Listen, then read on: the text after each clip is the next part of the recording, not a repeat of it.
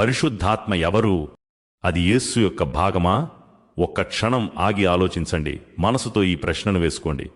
పరిశుద్ధాత్మ నిజంగా దేవుడేనా, లేదా యేసులోని ఒక భాగమా? అయితే ఈ విషయంపై ఖురాన్ ఏమంటుంది? ఖురాన్ నుంచి ఎందుకు సమాధానం తీసుకుంటాం?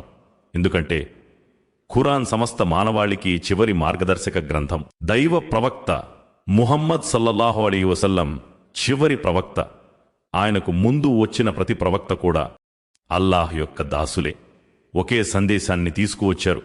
ఖురాన్ మొదట ఒక మూల సూత్రాన్ని చెబుతుంది. ఎవరు పంపబడతారో, ఎవరు ఆజ్ఞల ప్రకారం పనిచేస్తారో, ఎవరు సందేశాన్ని చేరవేసే బాధ్యతలో ఉంటారో అలాంటి వారు దేవుడు కారు.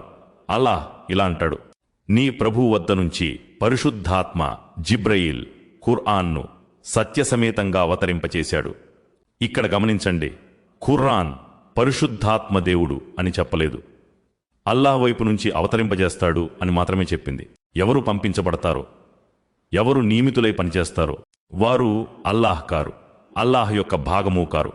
యేసు గురించి ఖురాన్ ఇంకో విషయం స్పష్టం చేస్తుంది. మేము యేసును పరిశుద్ధాత్మ ద్వారా బలపరిచాము. ఒక్కసారి ఆలోచించండి. అర్థం చేసుకోవాలా వద్దా?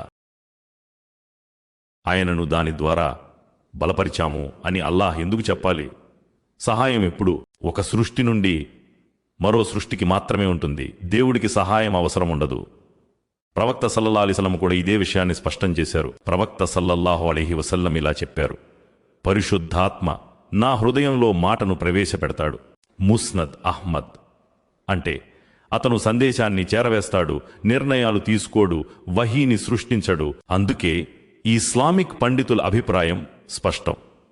పరిశుద్ధాత్మ అంటే దైవదూత జిబ్రయీల్ అలైహిస్సలాం, అల్లాహ్ యొక్క సందేశాన్ని అన్ని ప్రవక్తలందరికీ చేరవేసిన దైవదూత. ఇప్పుడు అత్యంత ముఖ్యమైన ప్రశ్న, యేసు స్వయంగా ఏమన్నారు? ఖురాన్ ఆయన మాటలను ఇలా చెబుతుంది, అల్లాహ్ నా ప్రభువు కూడా మీ ప్రభువు కూడా, అందుకే ఆయననే ఆరాధించండి. ఈ ఒక్క వాక్యం అన్ని సందేహాలను తొలగిస్తుంది. ఈ ఇస్లాంలో స్పష్టమైన నిజం, పరిశుద్ధాత్మ దేవుడు కాదు, యేసు దేవుడు కాదు, దేవుడి భాగం ఎవ్వరూ కాదు.